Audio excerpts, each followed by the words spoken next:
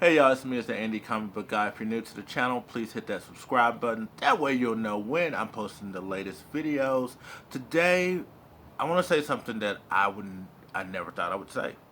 I didn't think that I would say this in public or private or anywhere, actually. But Comicgate was right. I know it's shocking, right? Comicgate was right. I know it's shocking to a lot of y'all, but the EVSs of the world can make a point or two that we can all agree on. Like, make good comic books. It's as simple as that. Make good comic books.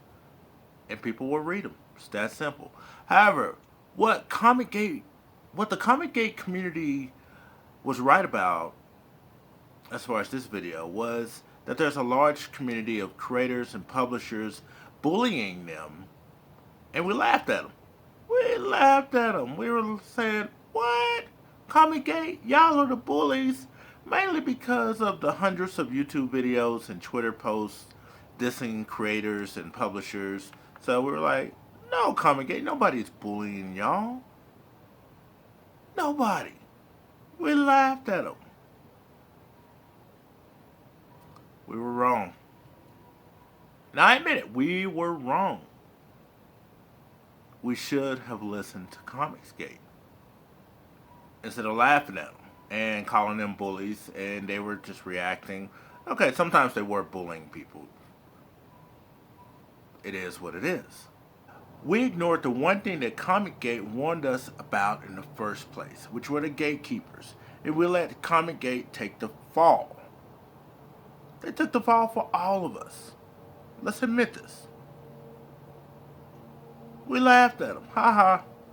Comicgate were the bad guys. We laughed at them. We're like, oh, it's between you SJWs and you Comicgate people. Has nothing to do with the rest of the indie community. We laughed at them.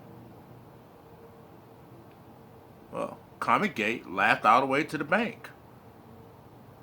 Why? Because they created a movement that were tired of business as usual within the comic book industry. And yes, some people are like, well, they're sexist, they're racist, they're blah, blah, blah. Some of them are. Some of them will freely admit it. The only one that I know for fact that I feel is racist, she's been kicked out of Comicgate along with her newsstand, but the rest of them, they are what they are. The point is, and this is what I'm making this video. The video's not even about Comicgate. The video is about this SJW Whisper Network that was created in response to Comicgate. Now, what is this Whisper Network doing? This Whisper Network is targeting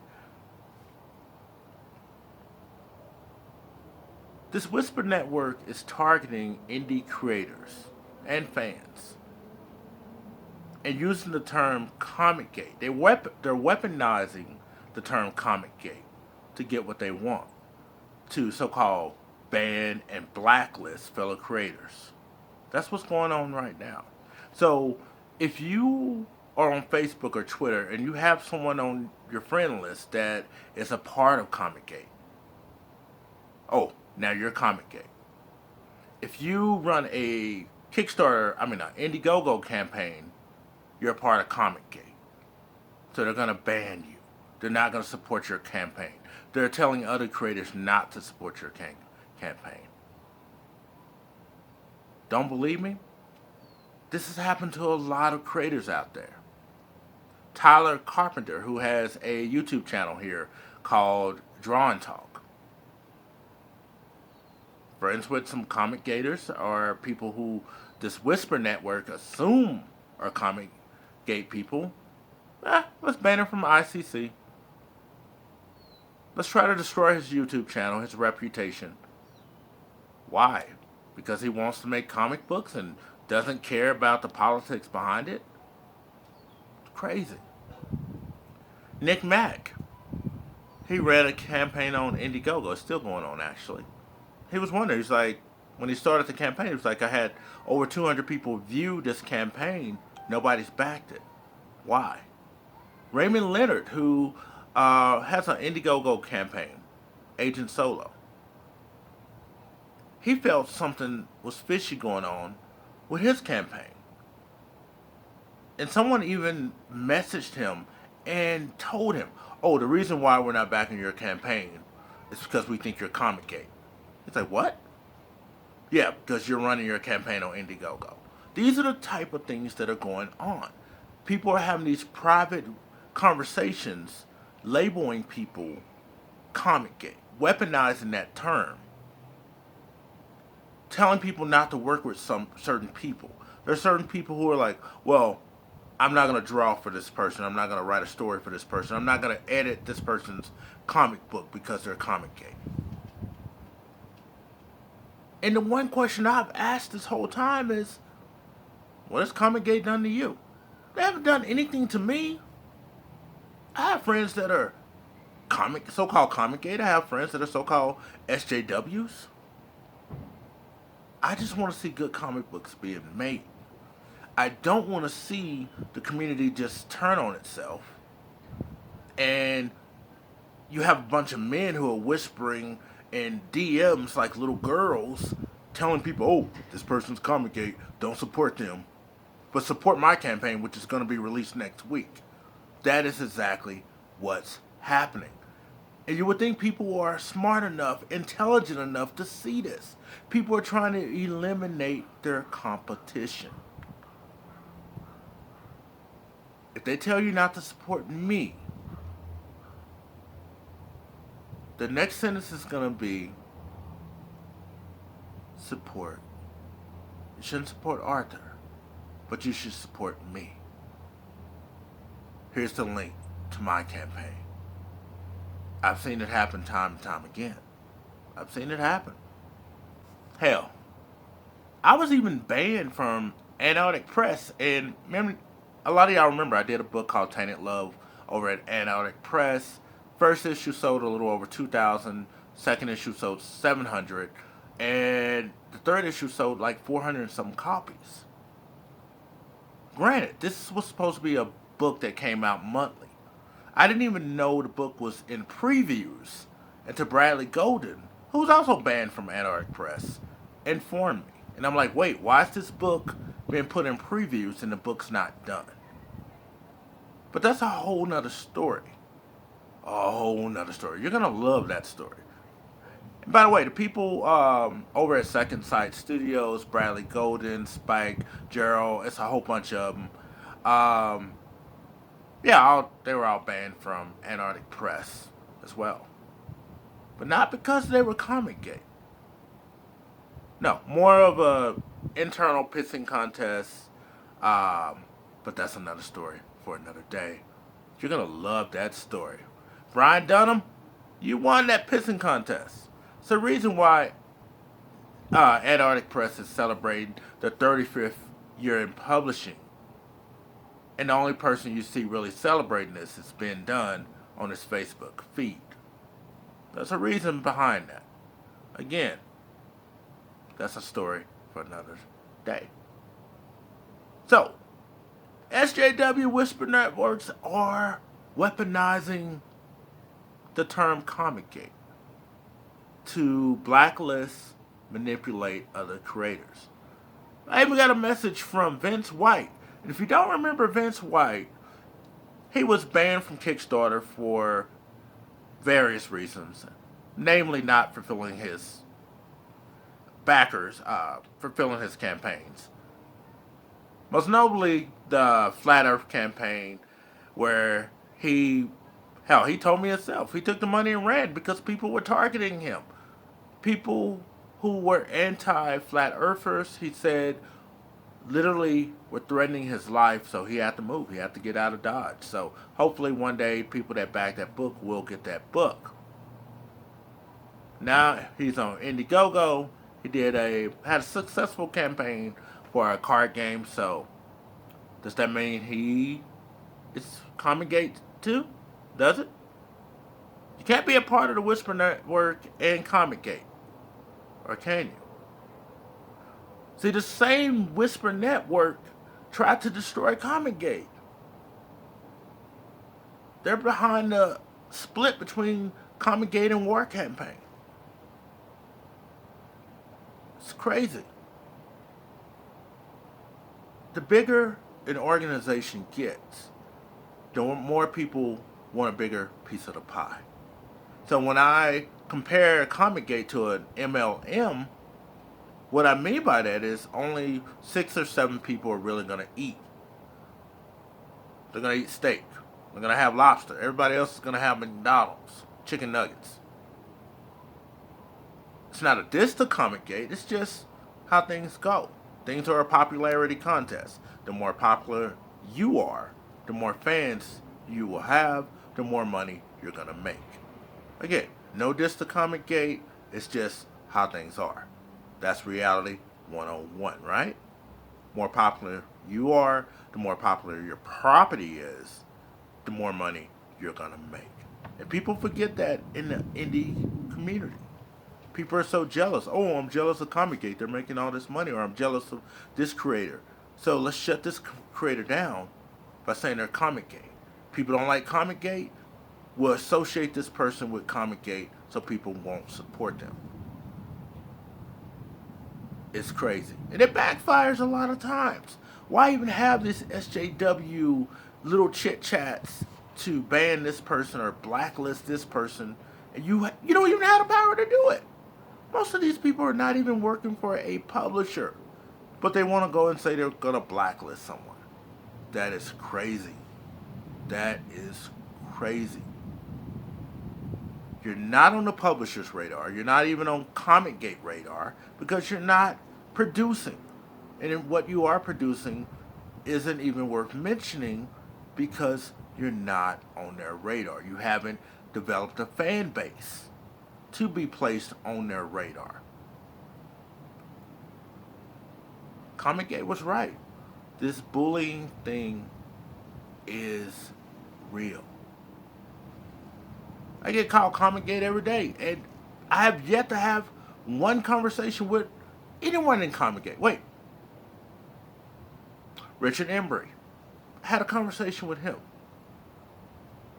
and he asked this question. He asked me. He was like, "Do you believe there's gatekeepers in the comic book industry?" I was like, "Yeah." He's like, "Do you like good comics?" I was like, "Yeah." He was like, "Then you're Comicgate." And I laughed. And I was like, "No, I'm not part of any groups or anything like that." He was like, "No." He was like, "The belief in having good comic books for people to read." He said, "That's what Comicgate is." He's like, "All the other stuff is just other stuff." So I was like, "Oh, damn. Maybe I am Comicgate. I don't know."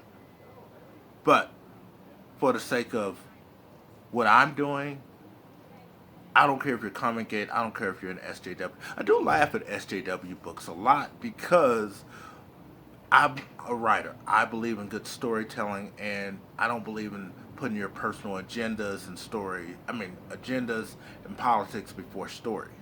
That's just me. Some people may love it. Speaking of SJWs, whew, I want to make an apology. I want to apologize to Sean Mack over at Short Fuse Media. We were friends. We have the same favorite rapper, Royce the 5'9". I want to apologize to Sean Mack because he warned me years ago about Dorcas Jean, whatever she calls herself. He warned me. Stay your distance. Don't get too close. I ignored him because she would call me on my personal phone almost daily asking for advice. She was an up and coming writer. She wanted advice about writing, about the industry, things of that nature. Come to find out, she asked a lot of men same questions. But she would call me daily, and I thought we developed a friendship. She released a book called Nia Kayla, asked me to review it. I even backed the campaign. She did not like my review. My mother, she passed away probably about 6 weeks later after I reviewed the book. Keep in mind, Dorcas was still on all my social medias, still see my posts, all that. Not a phone call, not a text, nothing to say I'm sorry for your loss. Nothing. All over a bad review. Was it that serious? Did it hurt her ego that much that I said the book really wasn't that good? It's just a comic book. It's just a comic book. One book. You can improve on your next book. But apparently it was to her. But it's been a few months now. Still no word. And I started thinking about Sean Mack 2 weeks ago. I was like, you know what? We could have did great business together. But me being an advocate for creator rights, I took the wrong side. I defended this woman publicly and in private, only to find out everything Sean Mack said was correct. What Dorcas Jean failed to tell people when she went on this media tour, bashing Short Fuse Media, bashing Sean Mack, was that Sean Mack paid for the production, paid for the printing of the book, paid the artists.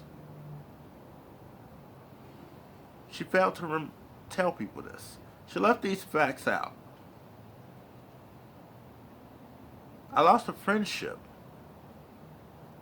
over defending that creator because I did not do my research. That was a lesson learned. Now, I lost two friends. The first one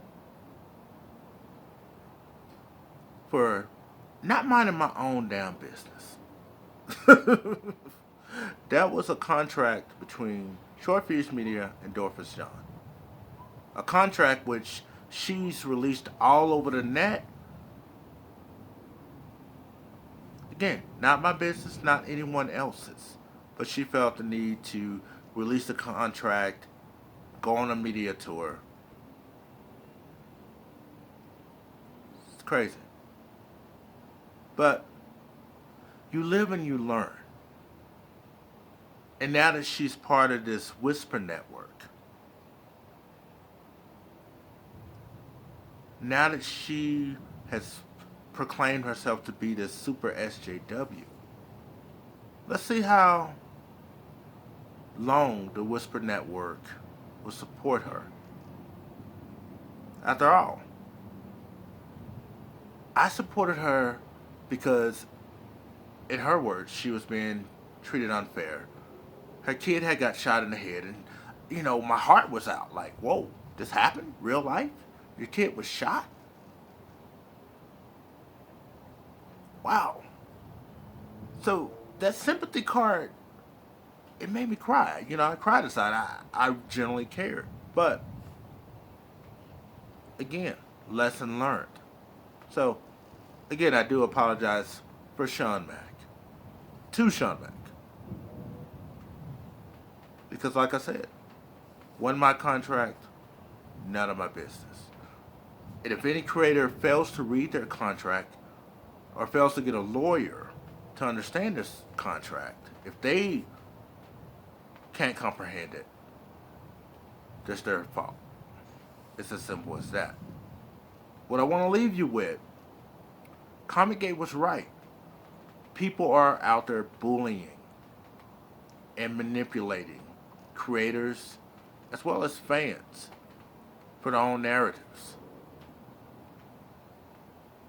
Why? Heck, look at the numbers.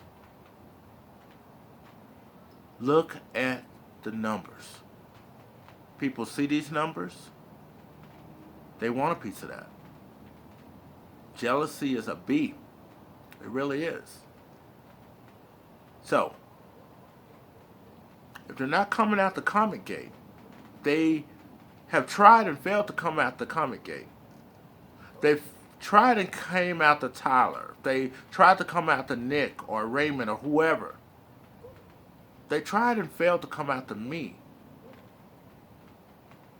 Just remember, you could be next, even if you don't know. So, keep that in mind. I'll see you in the next video. Comicgate, SJW, none of that matters. At the end of the day, let's just make some good books, make some fans, and eat tacos. See you in the next video. I'm that indie comic book guy. I'm out. Peace twice.